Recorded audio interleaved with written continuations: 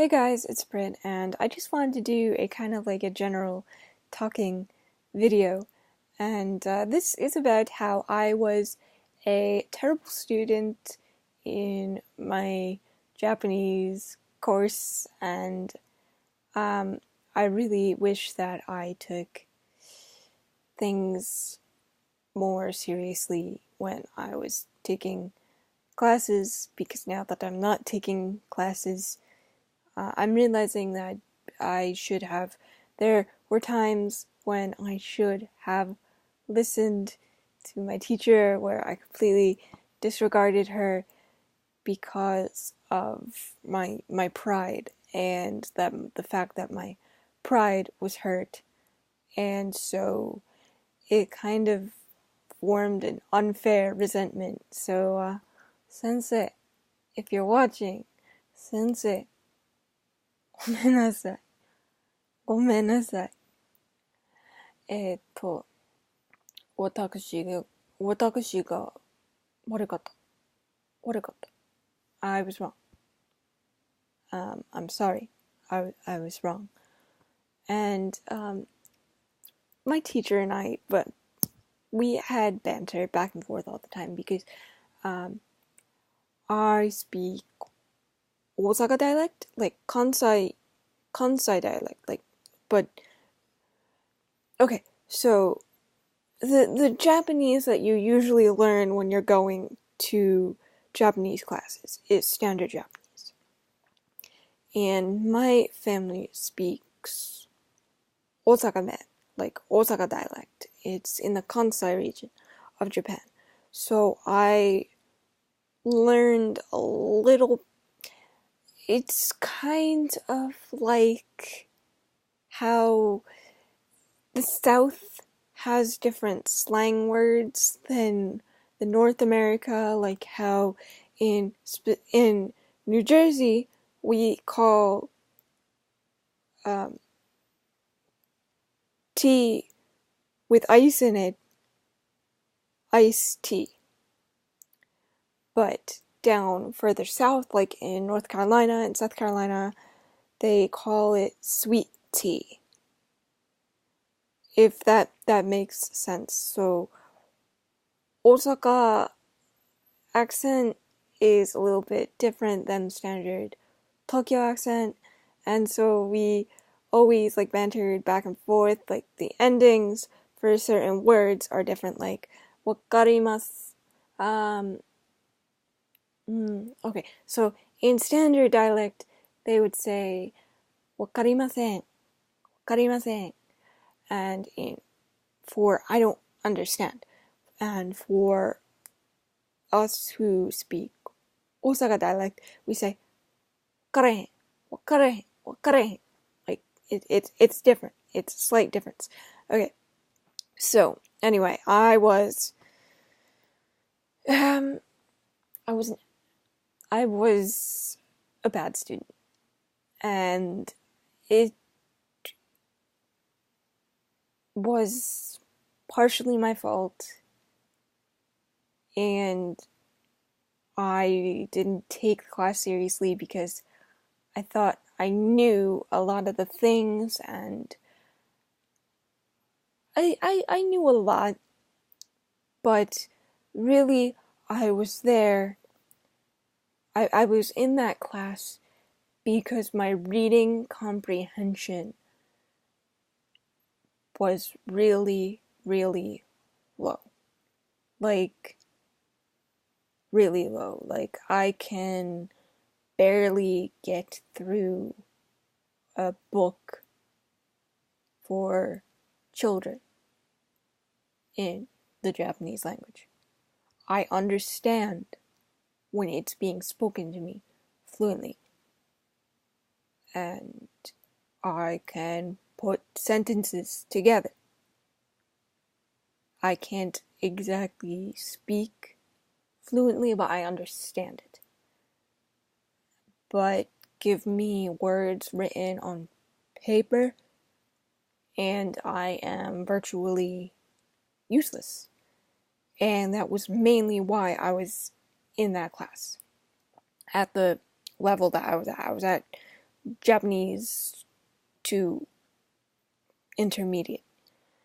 And, no, at the time I was in Japanese, it was an intermediate level. And I remember sitting in class one day and I couldn't write something on my test. And so I failed the midterm. And my professor pulled me aside after class one day and she said, I think that you are not ready to progress to the next level. I think you should stay here, take this course again next semester,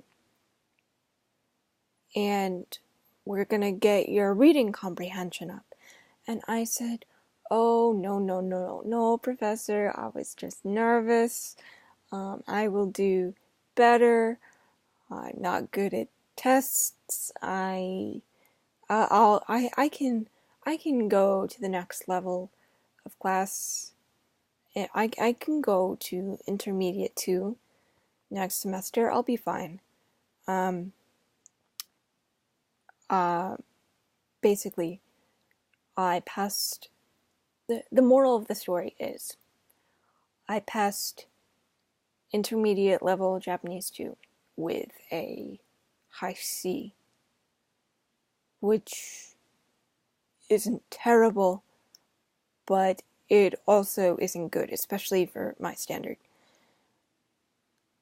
And now that I'm thinking back on it, I really wish that I had stayed behind that semester and just swallowed my pride and took the intermediate class again that semester, because that really was a heavy core foundation that I really didn't understand. And here I was in this next semester, and I was failing almost every test because I couldn't read or write, because I didn't take the extra time that I needed to do my work, because I would sit there and I would get frustrated. I couldn't recognize the kanji, and so I'd get mad. And so I wouldn't do it. And I wouldn't sit there. I wouldn't study. Because I'd get mad because I couldn't. Because there was everybody in the class who could read these things. And here I was, at a speaking level, beyond their speaking level. But my classmates were surpassing me in reading. Everybody could, well, obviously not everybody, but people could read out a sentence without going I was reading out every single word phonetically. And I would never want to read out loud because I couldn't get it like that, because I would have to break down each letter. It's like what I was doing to make it make sense in English was I was taking a sentence like, the cat is orange, and I was going THECATISOR.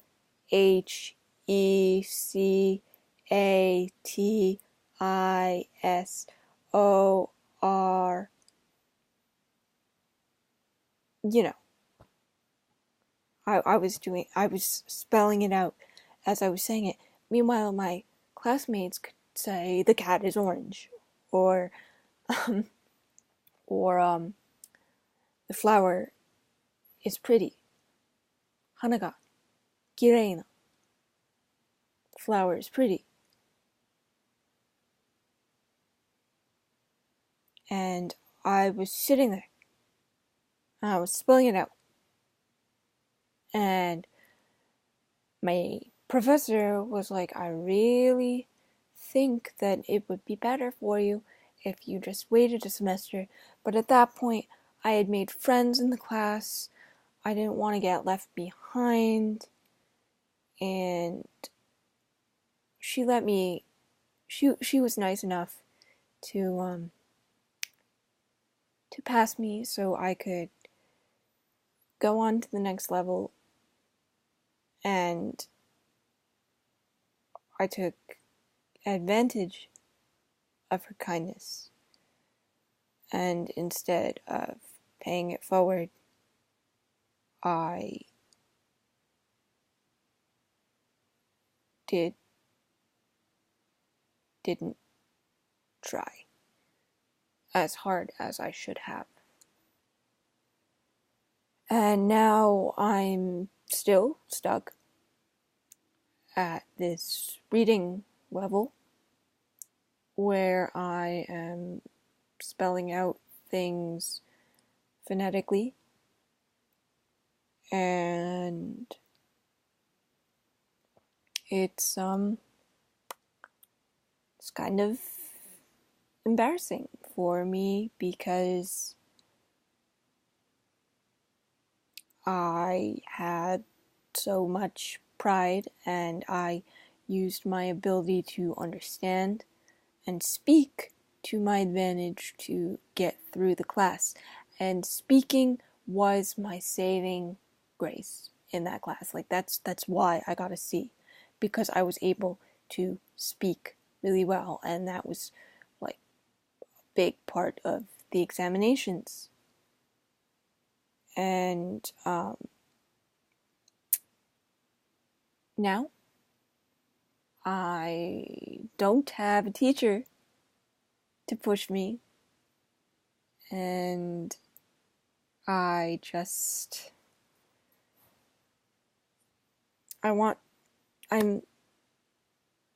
on my own now, and I'm left to my own devices to get my reading comprehension up. But if I had just done my homework and spent that time, and for the record, like I did go to the at my college they had a tutoring center, and I did that. I was there, but the problem was the tutor wouldn't like. The problem was that the tutor was a student themselves, so they didn't really know how to teach. So they just kind of did it for me, which was counterproductive. And I didn't really learn all that much. So, yeah. That is the story about the time I was a really bad student in Japanese, and how now I regret it, because if I had just swallowed my pride, I wouldn't have this issue that I'm facing now. So, yeah, learn from my mistakes, guys. If your teacher says, "Hey, I think you should stay back so you can improve," you should probably listen to your teacher. Don't get offended, because they're only looking out for you. They only want what's best for you. And